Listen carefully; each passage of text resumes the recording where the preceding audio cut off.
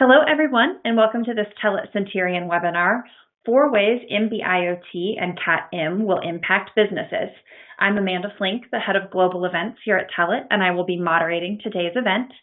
Let's quickly get to know our speaker. To explain this topic today, I'm pleased to be joined by Anna Ukovic, product manager at Telit Cinterion. Hi, Anna.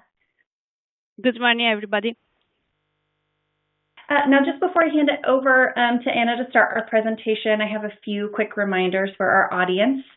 We will have time to answer some questions at the end of our presentation today. You can simply submit a question by posting in the questions box located near the bottom of your screen. Also, please be sure to check out the resources section for some additional information on our topic today. And finally, we will send out this replay link at the conclusion of the webinar. And Anna, with that, I will pass it over to you to start our presentation.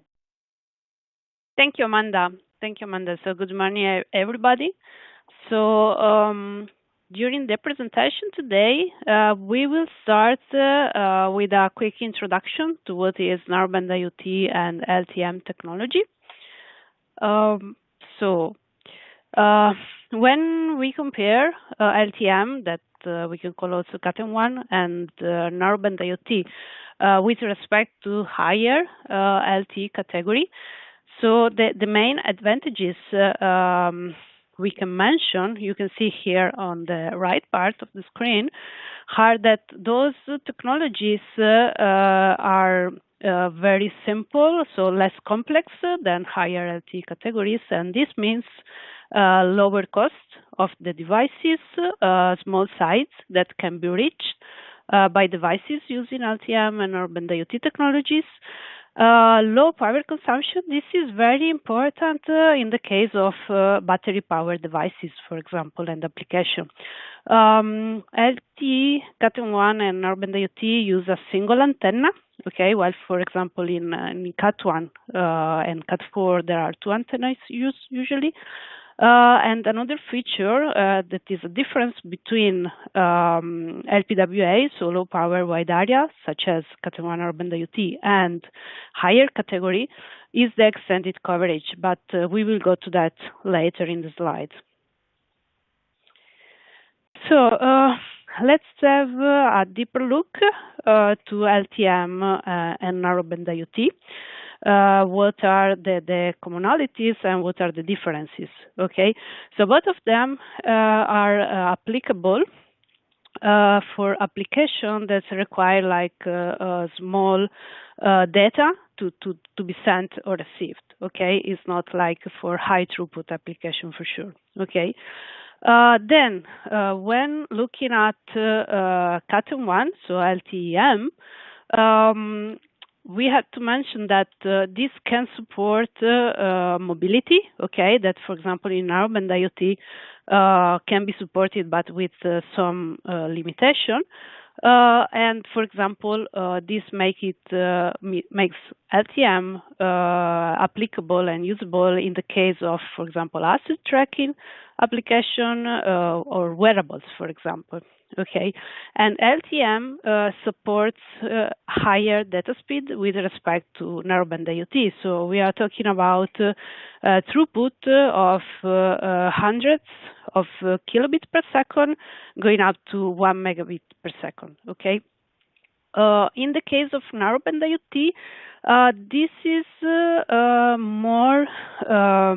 this is very good in the case of stationary devices, stationary application, and it's good in case of battery-powered devices, for example. So an example of an application is metering, especially, for example, gas or water meter. In the case, it's the meter is battery-powered. Okay, but of course, it can be applied also to electricity meter and so on. So more for stationary use cases in that case.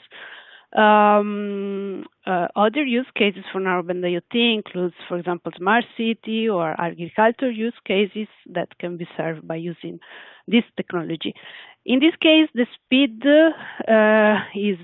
is lower, so we are talking about data speed of tens of kilobits per second up to a little bit more than 100 kilobits per second that can be reachable in NB2, so Narrowband IoT 2. Both of them, both LTE-M and Narrowband IoT, are 5G ready technology. We can define them.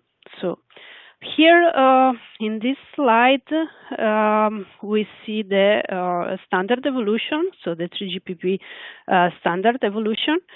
If we look at the bottom of this slide, so this is the one we are talking about today. So the use cases for low-speed IoT. So LTE-M and Narrowband IoT, in terms of standard, have been defined back in 2016 in 3GPP release 13. Okay, and the first deployment appeared starting in 2017. Okay, from that time on, they expanded in terms of network coverage around the world. Okay, and now there are many deployments using those technologies. Okay, what is important to mention going towards 5G, okay, if looking at 5G, so at the future, is that it's true that Narrowband IoT and Cat M1 are 4G technology, so they use the 4G core network, but with respect to higher categories in 4G, like Cat 1, Cat 4, and so on, we expect to be available, so LTE-M and Narrowband IoT, to be available as technology longer than other LTE category like Cat 1, Cat 4. In this slide, it's a view, a perspective from US. So what will happen, or we expect will happen in US. And as you can see here, in blue is the 4G trend. Okay, so we would expect that in some years. 4G will start to go down, and there will be at some point the shutdown of the 4G. But for LTE-M and Narrowband IoT, those technologies are expected to stay longer, to stay alive longer, the standard 4G, and to coexist basically with the 5G that you see in red on the right hand side. Okay, this is because basically they are the only technologies also in 5G that can support low speed IoT use cases. Okay, so in terms of lifetime for Cat M1 and Narrowband IoT, we would expect something at least 15 years more or even longer. Okay. So this is general overview of Narrowband IoT and Cat M. Let's have a look at how Narrowband IoT and LTE-M can help reducing energy consumption. So there are some techniques defined in the standard for Cat M and Narrowband IoT that help having like very low power consumption at the edge device, okay, at the device in the field. And as we mentioned, this is very important for battery power device. One of these techniques is the power saving mode. Okay, this basically is suitable for application that needs to transmit data maybe like once a day or a certain intervals of time, or maybe that need to transmit only in case of emergency, for example, a water leakage or something like this. Here you see in the picture an example of the use case for water. Okay, basically, with PSM, the device can slip between the transmission, okay, and when it wakes up, it doesn't have to re-register to the network. So this is one technique defined in the standard. A second technique is called extended DRX, so eDRX. This is suitable for devices that not only need to transmit, but also need to be reachable. Okay. So in that case, basically with eDRX, the standard is extended the interval of time between paging occurrency. So for higher LTE categories, is usually seconds. Okay. While for extended eDRX, for Cat M and Narrowband IoT, the device can sleep up to like 40 minutes or even hours, okay, between listening to the paging to understand if there is something to be received, some message to be received from the network. And example here can be like asset tracking or smart grids.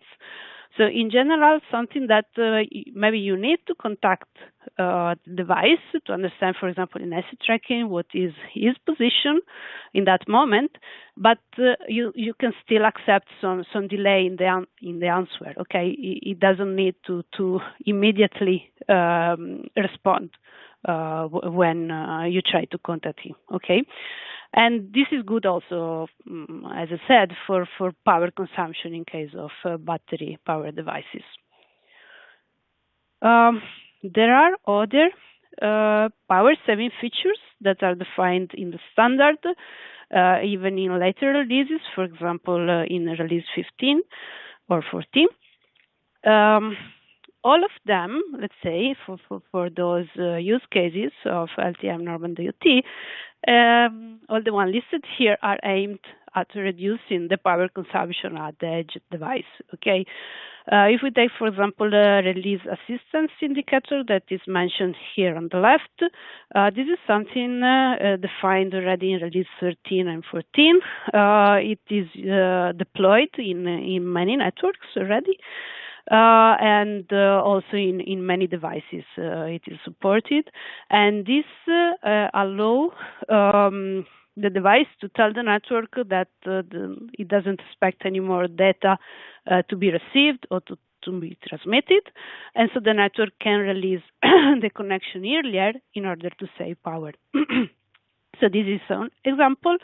Well, for example, the other feature mentioned here are defined in release 15, so relaxed monitoring for service selection, early data transmission, wake-up signal, reduce acquisition time. For example, if we take early data transmission, this is something that allow the device, so the user equipment, to send small amount of data, okay, in case there is this to be sent, and so reducing its power consumption as well. So this was for the power consumption, okay, the feature that aim at reducing the energy consumption on the device. Let's take a look on how LTE-M and Cat M1 help expanding IoT application reach. So we are talking about power consumption efficiency, and we have mentioned at the beginning the low complexity of this technology that yield to a cost efficiency. Okay, so both those aspects make LTE-M and Narrowband IoT suitable for a number of different applications. We can see here in the picture some of the examples. So, for example, smart agriculture when it comes to irrigation, for example, smart environment monitoring, smart home as well, smart healthcare when it comes to some wearable application, for example, smart building, asset tracking, smart cities, for example, application of street lights can benefit using LTE-M or Narrowband IoT. And then we go to energy, smart energy, like smart meters and utilities and so on.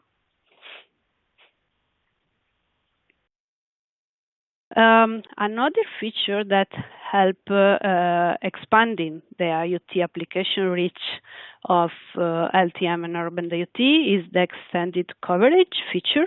Okay, this one has been defined in 3GPP release 13, and basically the idea is that by using robust coding and retransmission, okay, the device can be reachable even like in underground, under the terrain, or in building, okay? And this is a difference with respect to higher LTE categories, okay? So for example, in Narrowband IoT, the increase in the RF link budget with respect to higher IoT category is up to 20 dB, okay, which is much, okay? So for this kind of application, Narrowband IoT is suitable, okay? Of course, in this case, since we are talking about retransmission, it's a trade-off between the coverage you can reach and the power consumption and latency, because the retransmission will cause some latency, of course, in the transmission, and increase the power consumption in the case of battery power device. So those aspects is something that has to be taken into consideration when designing the application. And another aspect, very interesting to mention when thinking about how Narrowband IoT and Cat M can expand the IoT application reach is the recently defined satellite communication for Narrowband IoT and Cat M as well. So this has been defined in the 3GPP release 17, so it's quite recent, which is standardizing the NTN, so the non-terrestrial network, for the LPWA, for the low power wide area, so Cat M Narrowband IoT. Most it's Narrowband IoT right now, what we are seeing, and this is important because it extends the possible application of those technology to the areas where there is no cellular coverage. So, for example, rural areas or remote areas, and it's very good in use cases such as asset tracking and agriculture, for example. So, the idea here is that the device will be able to transmit Narrowband IoT both over cellular, and in case cellular connection is not available, there will be fallback on satellite. Okay, so this is a very interesting new feature defined in the standard, so included in the 3GPP standard, allowing for even more IoT application. Let's take a look now on how these technologies improve security and reduce maintenance costs. So, in general, we are talking about standard cellular technology. So, this is regulated by 3GPP. There is a wide community and different players contributing to the standard, and it is constantly updated. Okay, so the result is that security is very important and is taken into consideration in the standard. So using this standard cellular technology, we can be sure to have a secure transmission. Okay. Security is important not only in the transmission. We have to take care in an end-to-end application. We have to take care about security on the edge, so on the device itself. For example, to have a secure device identity, and we have to take care of the security on the cloud. On the other end, so by means, for example, of secure management platform, and yeah, there are aspects to be considered. For example, the update of the firmware of the device needs to be secure, and so on. So it's not only about the connection. And in addition to this, an application has to consider which secure protocol to be used. For example, DTLS is an option for Narrowband IoT and Cat M1, as well as TLS. Okay, so let's see how those technology can help reducing maintenance costs. So we mentioned about the longer battery life that can be achieved by using Narrowband IoT and LTE-M. This means longer device lifetime in the field, and this means reducing the need of assistance in the field. But it is not only about the cellular technology. It's also about if we are looking to the end-to-end scenario. It's also about other ways we can use to reduce maintenance costs. For example, if using device management platform in combination with the LTE-M and Narrowband IoT application, we will be able to remotely monitor the devices in the field and to do like first troubleshooting in the case of issues without need to go every time on the field to check what's happening. And also by using some connectivity services.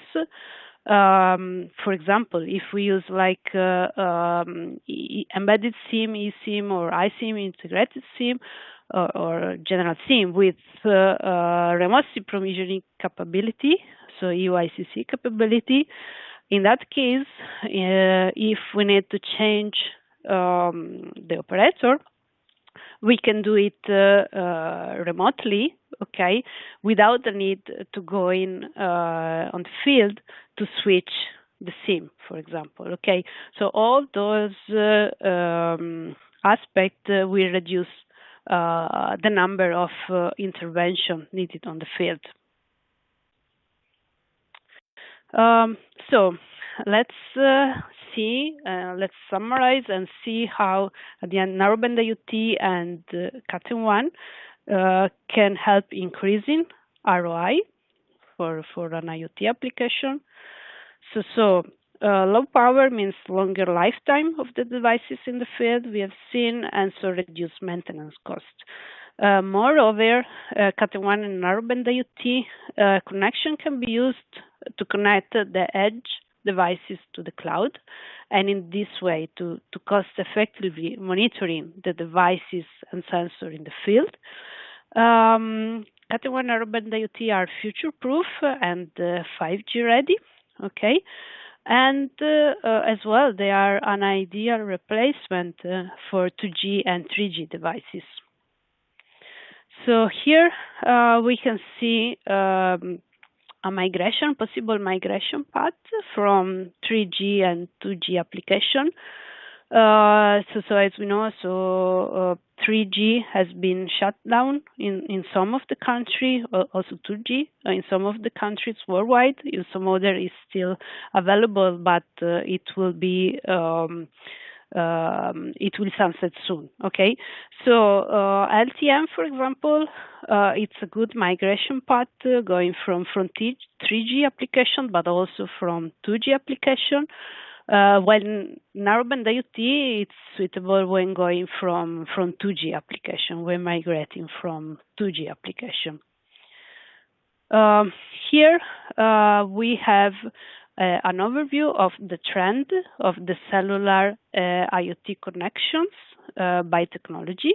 Okay, so as we see here in dark blue is the 2G, 3G that are going to decrease, of course, from now on going to 2028, so very low connection in low number of connection in 2028, while in the case of Narrowband IoT and Cat M, and here we can look at the green part here, we expect this to increase in the coming years, going to like 2 billion connections expected for Cat M1 Narrowband IoT in 2028.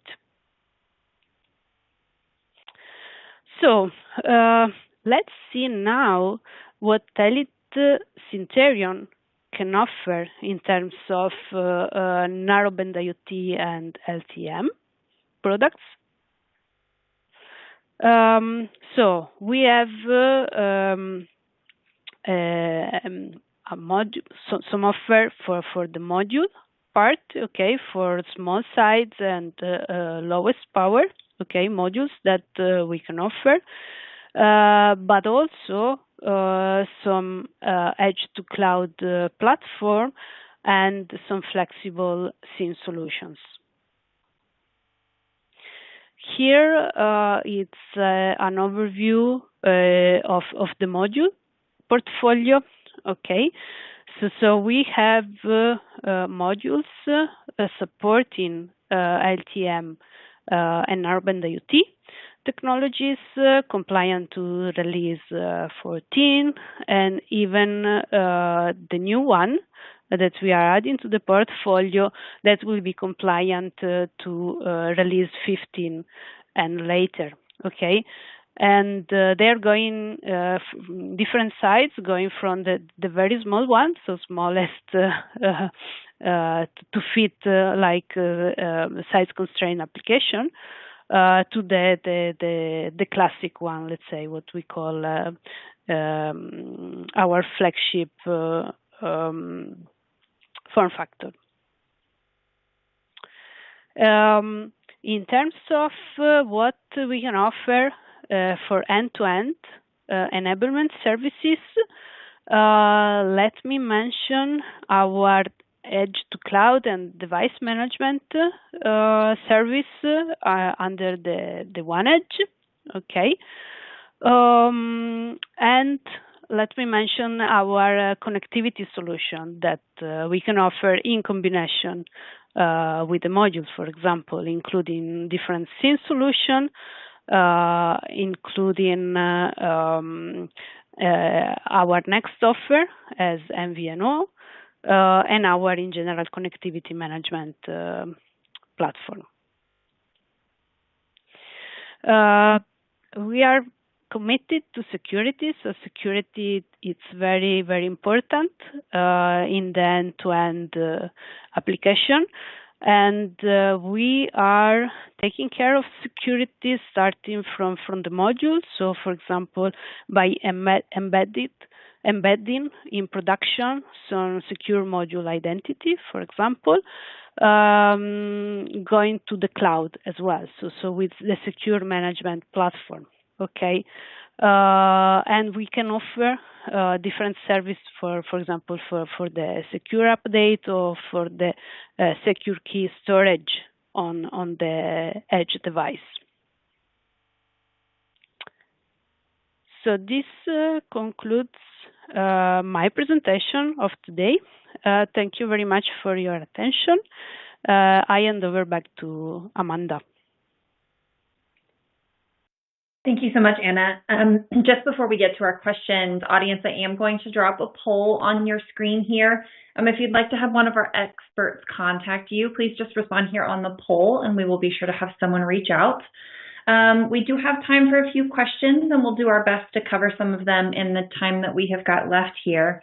So, Anna, the first question we've received, how does one choose between LTE-M and NB-IoT technology? Okay, it really depends first on the use case. Okay, so let me go back for a moment to one of the first slides. So in case the use case and the application requires higher throughput and needs to transmit higher data. In that case, probably LTE-M is the most suitable one. Okay, while in case there is only a small amount of data to transmit and maybe the application is battery power, so to consume as less as possible, Narrowband IoT will be the preferred choice. Okay, there is also the possibility to have a combination of the two. Many networks, many countries worldwide now support both technology. Okay, so both LTE-M and Narrowband IoT. In that case, maybe the application will use Narrowband IoT for normal data transmission, and maybe to switch to LTE-M just in case it needs to do like some firmware upgrade that requires more data to be exchanged. Okay, so to be downloaded.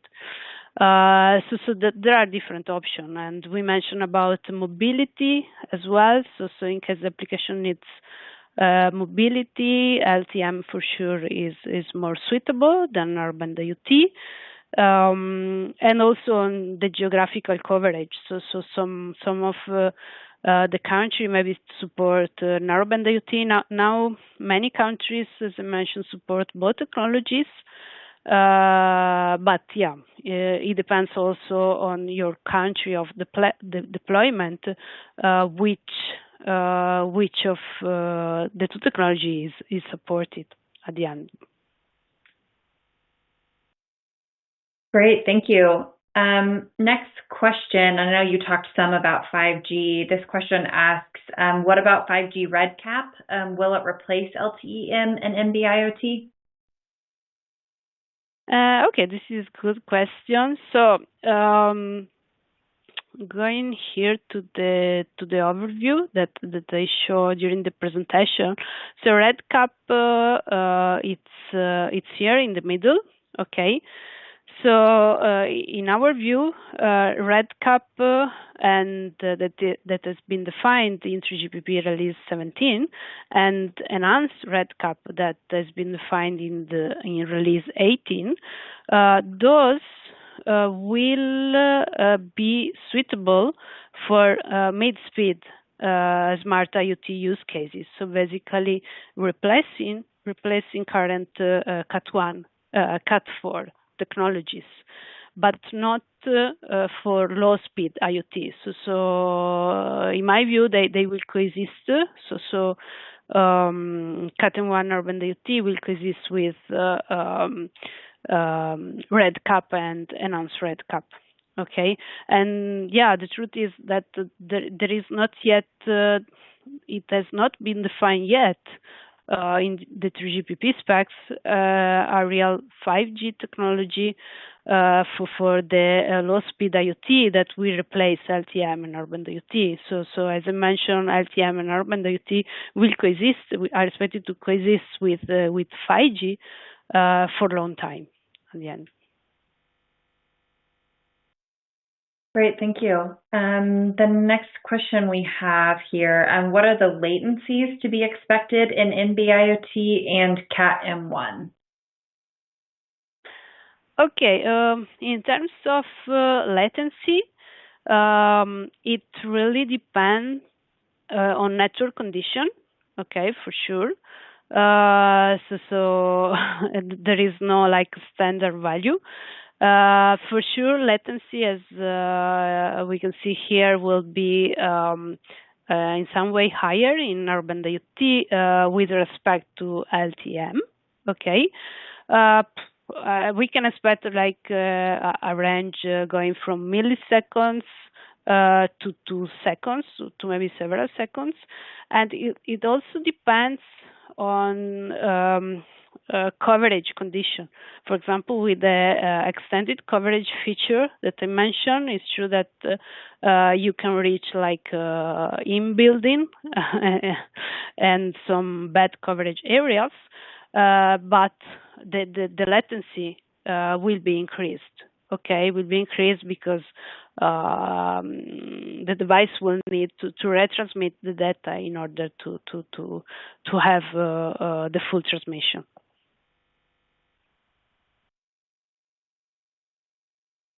Great. And then I think maybe we've got time for one more question here. This one states, you talked about connectivity. Does Telit have a connectivity offering for these technologies? Yes, sure. So our connectivity offer includes plans also for Cat M1 and also for Narrowband IoT. So you can reach out to us to have more information about this. Great. Thank you so much, Anna. I believe that is all the time that we've got for today. Audience, please be sure to check your inboxes in the coming days for the replay link. Anna, so appreciate your time today, and thank you so much to everybody who joined us. Thank you very much.